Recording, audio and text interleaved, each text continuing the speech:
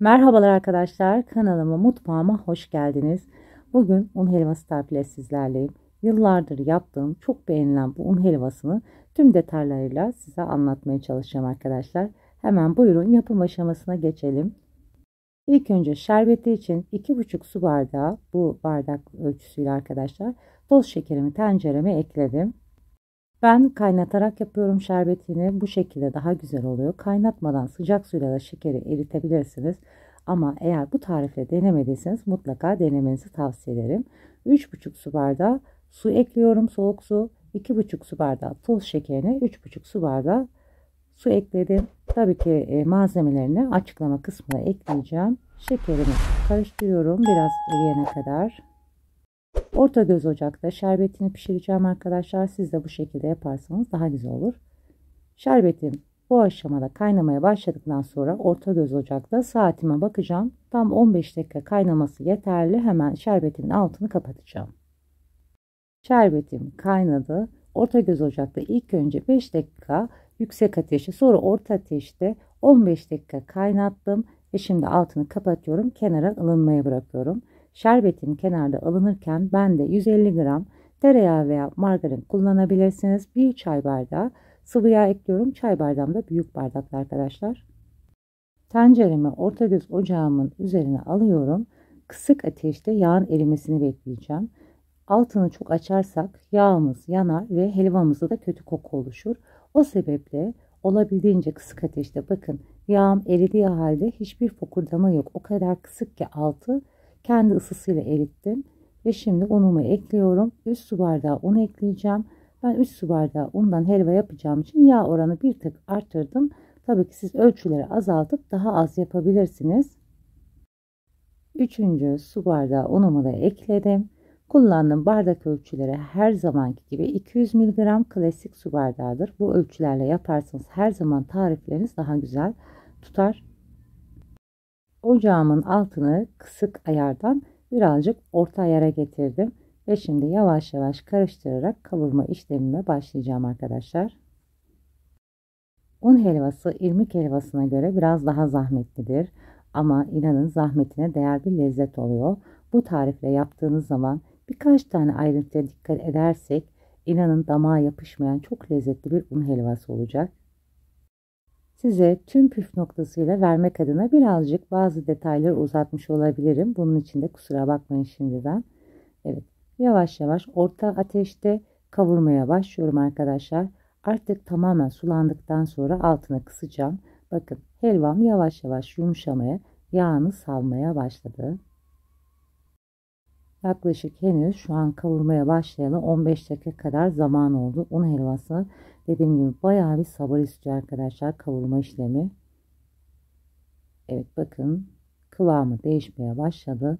Eğer arkadaşlar 15-20 dakika geçmesine rağmen kavurdukça yumuşamıyorsa birazcık az sıvı yağ damlatarak kıvamını açabilirsiniz. Ununa göre bazen verdiğimiz ölçülerde değişebilir.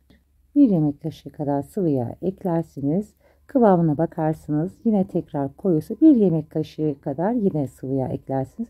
Şu anda yaklaşık yarım saat kadar zaman geçti arkadaşlar. Ben helvamın başındayım. Bakın yarım saat olunca helva hemen hemen bu kıvamı alması lazım. Şimdi birazcık daha zaman geçtikten sonra helvam gördüğünüz gibi sulanmaya başladı. Artık pembeleştikten sonra helvamızın altını tamamen kısıyoruz. Çok kısık ateşte kıvamını güzelce almasını sağlayacağız.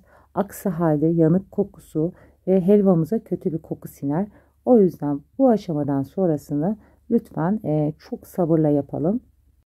Helvamın kıvamını, rengini görüyorsunuz arkadaşlar. Şimdi bu aşamadan sonrası sizin hangi renk istediğiniz helvaya bağlı. Ben çok açık rengini istiyorum diyorsanız bir tık bundan daha açık renk kıvamında helvanızı altını kapatabilirsiniz.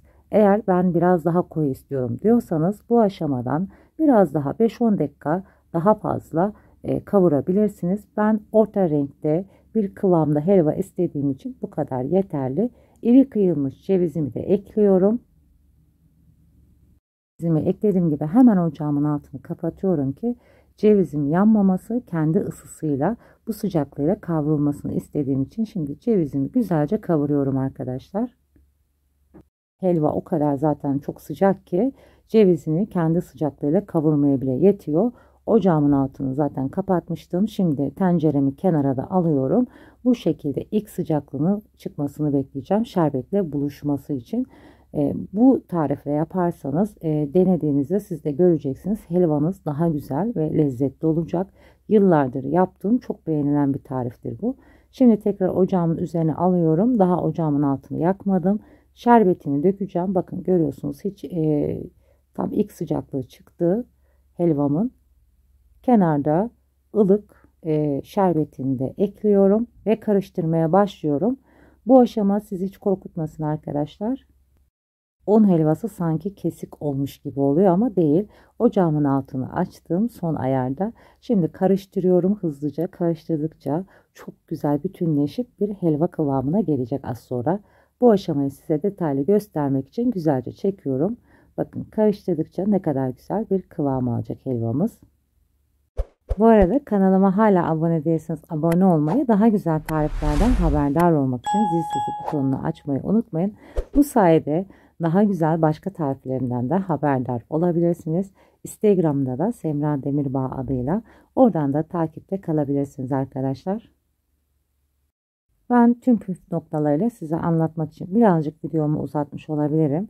Ama dediğim gibi tüm detaylarını size göstermek istedim. Evet, yavaş yavaş artık şerbetiyle bütünlendi. Helvam şimdi tamamen kıvamını alma aşamasına geliyor. Size tüm detayları vermek adına birazcık videoyu uzatmış olabilirim. Ama inanın bu detayları vererek çok güzel bir un helvası sizin de yapmanızı istedim. Normalde çok kişi un helvasını sevmez. Damağa yapıştığını söyler ama bu tarifin kesinlikle damağa yapışmadığını, çok güzel lezzetli olduğunu söylerler. Ben de o sebeple bütün püf noktalarını paylaşmak istedim. Bakın gördüğünüz gibi artık kıvamı yavaş yavaş alıyor. Son dakikalar içerisindeyiz. Şerbetini de fazla eklemedim. 3 su bardağı una 3,5 su bardağı su eklemiş oluyorum şerbetime.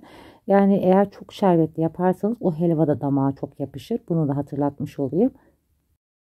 Son dokunuşlarla karıştırma işlemini devam ediyorum.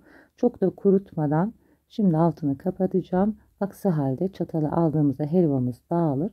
Dağılmadan yumuşaklığıyla güzel bir kıvam alması için bu aşamada bakın kıvamını görüyorsunuz, yumuşacık. Ve ben şimdi ocağımın altını kapatıyorum. Üzerine kapak kapatmadan yaklaşık kenarda 10 dakika bekleteceğim. Helvamı 10 dakika dinlendirdim. Kalıplarla bu şekli verdim. Siz kaşıkla veya dondurma kaşığıyla veya bir borcama dizip kare dilimlerle de servis yapabilirsiniz. Biraz un helvamız zahmetli de olsa bu sonuca değer arkadaşlar. Umarım sizler de bu güzel tarifleri dener yaparsınız.